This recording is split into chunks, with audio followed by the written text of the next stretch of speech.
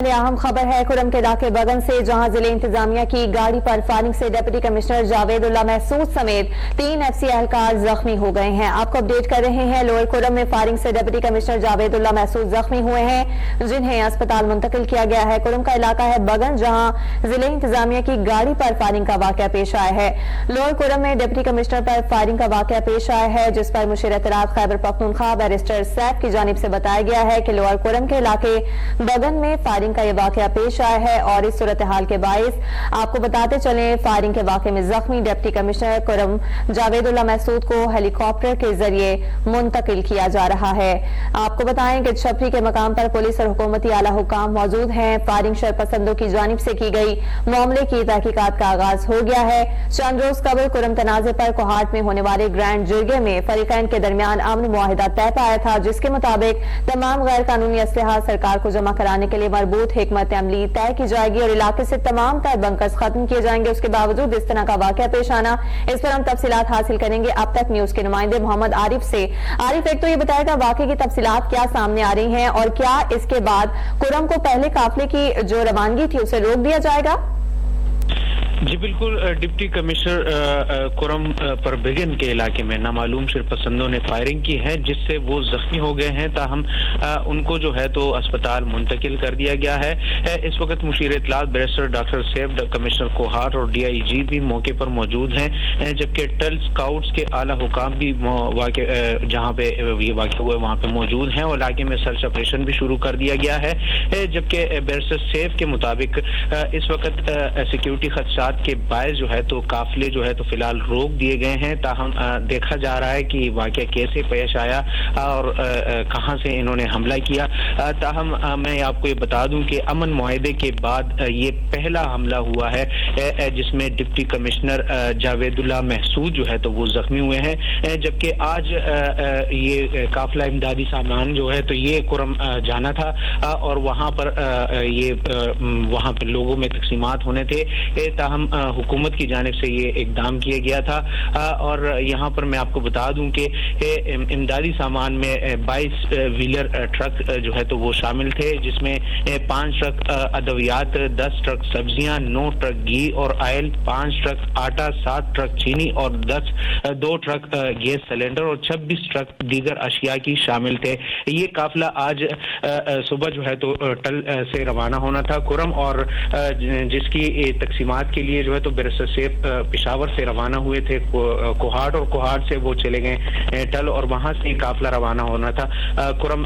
Security खदशात के बायस अब ये काफिले रोक दिए गए हैं। ताहम इसका ऐलान बाद में किया जाएगा कि ये सिक्योरिटी खदशात के बायस इनको आगे जाने दिया जाता है या फिर पुराने हालात वापस आते हैं। ताहम फिलहाल ये अपडेट है कि हमला हुआ है और हमले में डिप्टी कमिश्नर जो है तो वो जख्मी है। ताहम इलाके को वार्डन ऑफ कर दिया गया है और सर्च ऑपरेशन भी शुरू कर दी गई है। जी, सर्च ऑपरेशन आरिफ बता रहे हैं हमें जारी है। अब ये बताएगा आरिफ, बगन में इस वक्त इलाके की क्या सूरत हाल है? क्या फायरिंग का जो सिलसिला था वो रुक गया है या फिर इस वक्त भी वहां पर मौजूद जो सिक्योरिटी फोर्सेज हैं वो झड़पों का मुकाबला कर रहे हैं?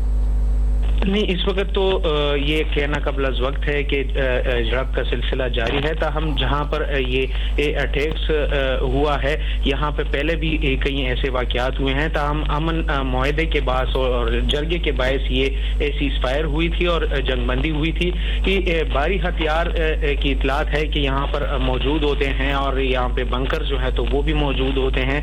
ताहम अमन मुआहिदे में ये तय पाया गया था कि असला भी हवाले किया जाएगा और ये जो बंकर्स हैं ये भी खत्म किए जाएंगे। ताहम इस हमले की सदबाब सूबाई हुकूमत ने यह फैसला किया था कि तमाम रूट जो है तो ये बंद होंगे और आमदोरफ्त का सिलसिला बंद होगा। ताहम जब से ये रूट्स ओपन किए गए हैं और ऐलान हुआ है तब से ये पहला काफिला जो है तो ये रवाना होना था, लेकिन अमन मुआहिदे का ख्याल ना रखते हुए नामालूम अफराद ने ये वाक़या किया और अटैक किया।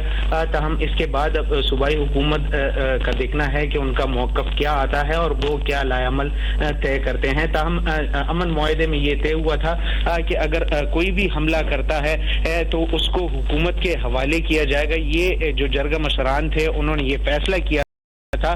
اب جو جرگہ مشران ہے وہ ہی اس کا فیصلہ کریں گے کہ اب ان کا کرنا کیا ہے، یا پھر ان کی معلومات کرنی ہے کہ یہ حملہ کس نے کیا اور کیوں کیا۔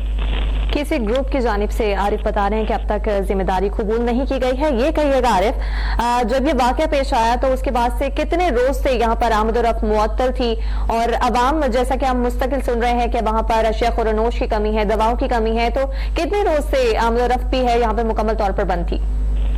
یقیناً روٹ جب سے بند کیے گئے تھے تب سے تو آمد و رفت کا سلسلہ بند ہوا تھا، تاہم ادویات اور جو کھانے پینے کی جو اشیاء ہیں وہ وزیر اعلیٰ کے ہیلی کاپٹر کے ذریعے یہاں پر شفٹ کی جاتی تھی اور ان کو امدادی سامان فراہم کیا جاتا تھا۔ تاہم صوبائی حکومت نے جب سے روٹس بند کیے تھے، سیز فائر ہوئی تھی، جرگہ کامیاب ہونے کے بعد صوبائی حکومت نے اعلان کیا تھا کہ ہفتے کے روز یعنی کہ آج سے تمام روٹس اوپن ہوں گے، اور آج یہ پہلا قافلہ جو ہے تو یہ روانہ ہونا تھا، اور یہ بھی ان جو متاثرین ہیں ان کے لیے ادویات اور کھانے پینے کی جو اشیاء ہے، ضروری سامان ہے، سردی سے بچنے کے لیے کمبلز وغیرہ، سویٹرز وغیرہ، یہ چیزیں اس میں موجود تھی۔ تاہم شرپسندوں کی جانب سے یہ قابل افسوس ہے کہ یہ واقعہ آج پیش آیا، تاہم اب صوبائی حکومت کی جانب سے دیکھتے ہیں کہ کیا لائعمل طے پاتا ہے۔ جی یہ بتائے گا ہمیں عارف، جیسا کہ گرینڈ جرگہ ہوا اور تمام تر فریقین کے درمیان امن معاہدے کے حوالے سے طویل مذاکرات بھی چلتے رہے اور ان کی رضامندی کے بعد ہی یہ معاہدہ طے پایا ہے، تو کیا کہیں گے آپ اس طرح کے جو مذاکرات ہوئے ہیں اس میں کیا کچھ طے پایا تھا، اور کیا ہم یہ تصور کر سکتے ہیں کہ کوئی تیسرا فریق بھی اس کا فائدہ اٹھا سکتا ہے؟ یقیناً جو امن جرگے میں جو افراد تھے وہ یہاں پہ جو جرگے کے جو علاقے عمائدین تھے وہ تھے، اور جو فیصلے کرتے ہیں اپنے علاقوں کے، اور وہ جرگہ مشران اس جرگے میں شریک تھے اور انہوں نے امن معاہدے پر دستخط بھی کیے تھے۔ لیکن ذرائع کا یہ کہنا ہے، جتنے بھی یہاں پر کرم سے پاڑا چنار سے لوگ آئے، چاہے انہوں نے پریس کانفرنس سے کی ہیں یا پھر انہوں نے جو میڈیا ٹاکس کی، اس میں انہوں نے یہ بتایا کہ وہاں کے لوگ جو ہے تو وہ امن پسند ہے، لیکن کچھ گروپس ہیں جو کہ جس پر حکومت نے پابندی بھی عائد کی ہے، اور وہ خفیہ طریقوں سے یہ جو کاروائیاں ہیں وہ کرتے ہیں، اور وہ یہ اس علاقوں میں موجود ہیں، اور وہ یہ نہیں چاہتے کہ یہاں پر امن آئے۔ تاہم صوبائی حکومت اور جرگے کے مشران جو ہے تو وہ امن بحالی کے لیے انہوں نے اقدام اٹھایا۔ تاہم آج کا جو حملہ ہوا ہے اس میں تو یہ تاثرات پیش کیے جا رہے ہیں کہ جو شرپسند ہے وہ یہاں پر موجود ہیں، اور جب تک وہ موجود رہیں گے ایسی کاروائیاں ہوتی رہیں گی۔ عارف، جو واقعے کے دوران ڈپٹی کمشنر کرم زخمی ہوئے ہیں جاوید اللہ محسود، ان کے حوالے سے تازہ ترین اطلاعات کیا آ رہی ہیں؟ ان کی حالت اب کیسی ہے؟ پشاور انہیں منتقل کیا گیا ہے؟ کون سے اسپتال میں انہیں منتقل کیا گیا؟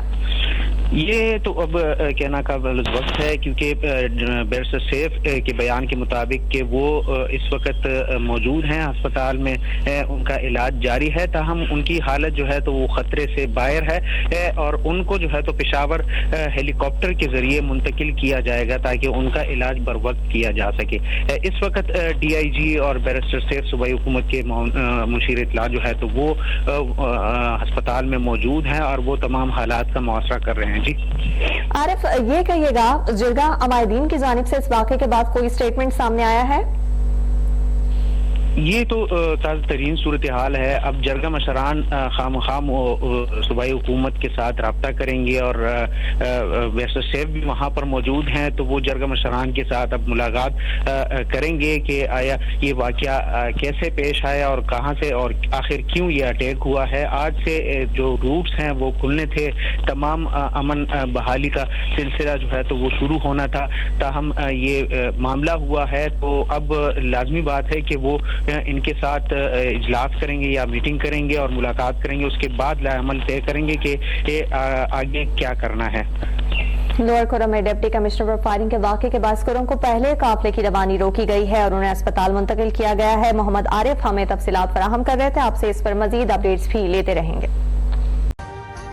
ابھی سبسکرائب کریں تاکہ کوئی خبر رہ نہ جائے۔